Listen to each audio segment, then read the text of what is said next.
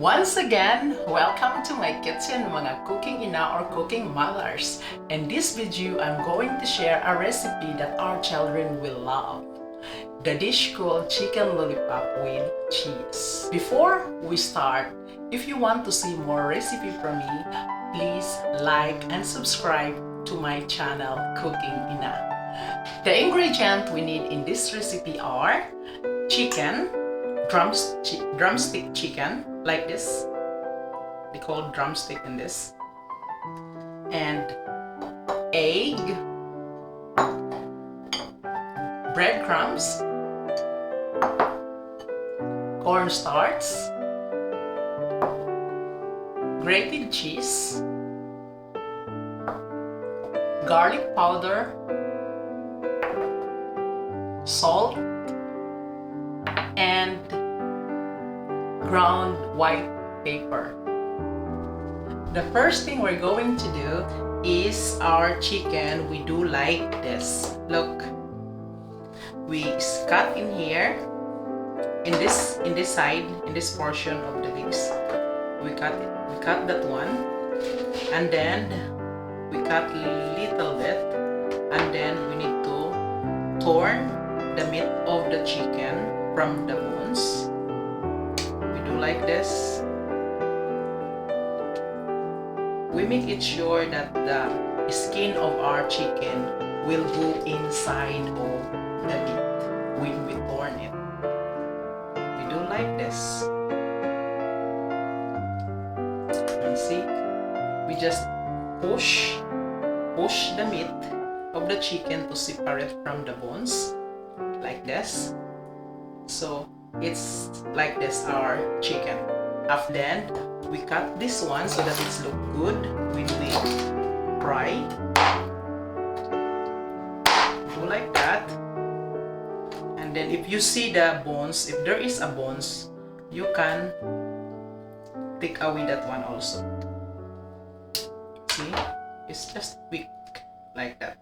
So now our chicken is ready to breading and fry like this. It's look like lollipop. So now our chicken is ready for breading. I have this. So the first we do is we beat our 2 eggs.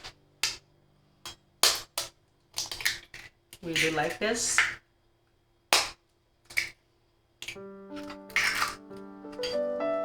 We beat this.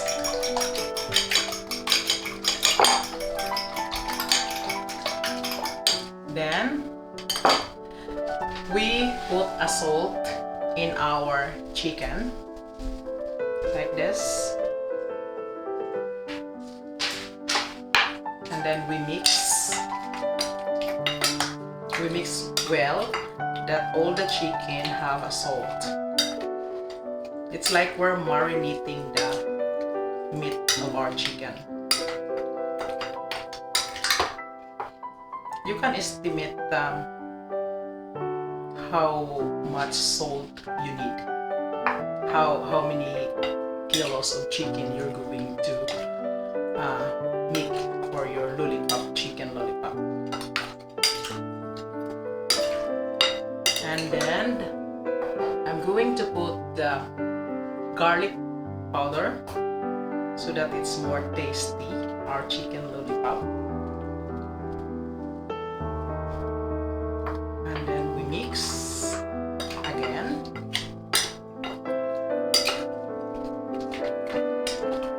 Then our white pepper.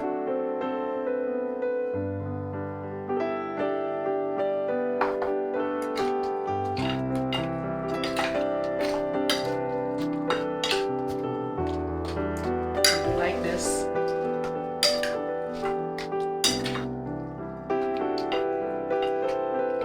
Then we just leave like 3 minutes to absorb all the ingredients we put it in our meat. Just 3 minutes, and then after that we start breading and frying. Now we're going to put our chicken first in a dry ingredient. like this. This is cornstarch.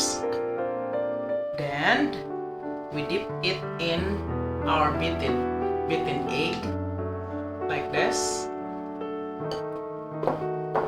So then we put it in a dry ingredient again, our breadcrumbs. We just do like this. So now it's like this, ready to fry. And then the next one, dry ingredient again. We do like this. Then dip it to the egg. Then in our breadcrumbs. Very simple mga cooking ina to do this, and our children will love in this recipe. My children loves this. So, and then we just do it repeat and repeat. First dry ingredient, and then the liquid ingredient, and then the dry ingredient again. Just do it the same dry like that until our chicken will be finished coated by our breading. So now our chicken lollipop is ready to fry. Our oil temperature should be 350 Fahrenheit or 175 degrees Celsius. So here we go. We'll start frying our chicken.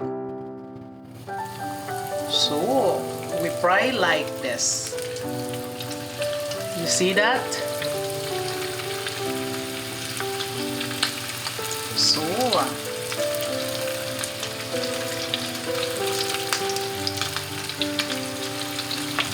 oops.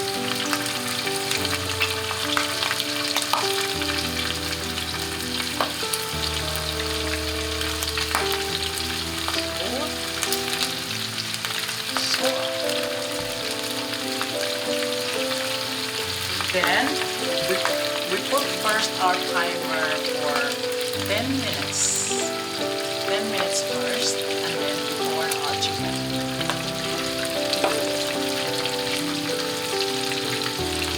So we're continue to finish our drumstick lollipop.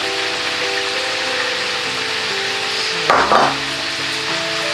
dry ingredient, we just repeat and repeat the procedure mga cooking ina. Oops! Our chicken is ready to turn. Look, if our chicken is look like this brown, golden brown, and then it's floating in the oil, it means our chicken is cooked already. So we always turn our chicken so that it will not burn. Especially if we fry, mga cooking ina, we must be careful in our cooking kaya it's easy to burn. After we put reminder, I forgot to say na after we put in a 350 Fahrenheit or 175 degrees Celsius heat of our oil, when we put it the chicken, we need to lower our temperature. And while it's cooking, it's like 75% of the heat we need to use in frying so that it's not easy to burn our chicken lollipop. So now our chicken lollipop is ready. So we pull out this one, put it in here.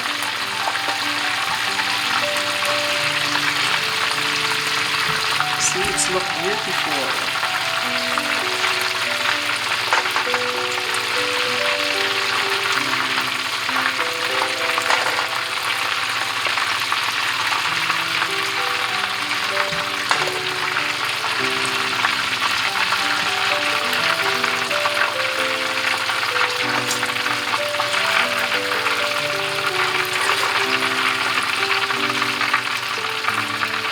We're cooking in this one like 18 minutes. First 10 minutes, and then another 5 minutes, and then another 3 minutes. So our chicken lollipop is ready for plating. And then I'm going to fry the second batch. We need to high heat again to achieve the 350 Fahrenheit heat, 175 degrees Celsius. So, and then after that, like that, we are achieving the 350 Fahrenheit. So we need to down to 75% heat of our cooking oil. And then we do it the same, like that. This is the second batch. I make like 2 kilos of the chicken lollipop because my children loves this very much. They like this one.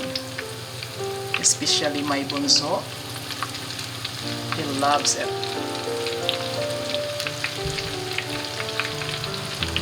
Now our chicken lollipop is ready for plating. Uy! Shout out di ay tuod sa ako cousin in Canada, agaw Alan Silisana, hi! And also to Island Boys TV, who surfing in Virgo, Siargao. Yes, I came from Siargao Island, the capital surfing of the Philippines. And also thank you to all the comments I got in my YouTube.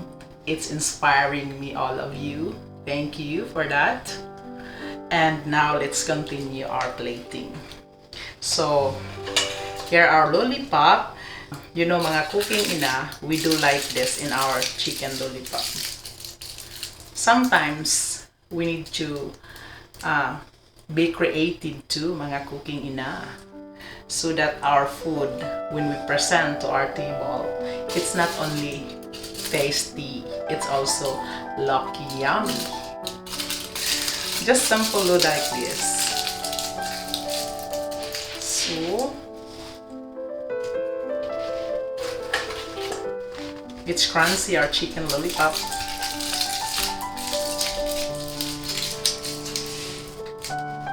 Like that. And just do it the same, like that. So we do like this.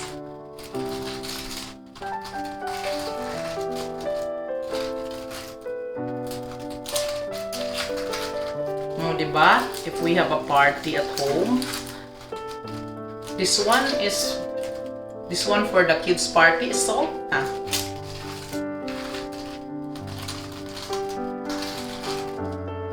So this is our chicken lollipop, so that it's more tasty, more flavor. We put our cheese. I wash my hands, so don't worry. We can do like this, so that our chicken lollipop has a cheese. So we do like that.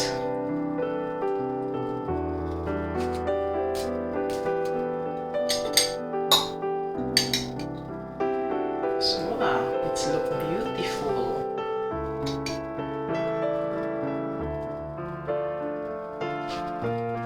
So now our chicken lollipop is plated. Oops! Look, our chicken lollipop. It's beautiful and looks yummy. So now, thank you for watching my video. If you like it, please subscribe. Now, thank you for watching my video. If you like it, please subscribe, like, comment, continue comment, share, and then press the bell button for your notification. Thank you. Bye. God bless everyone.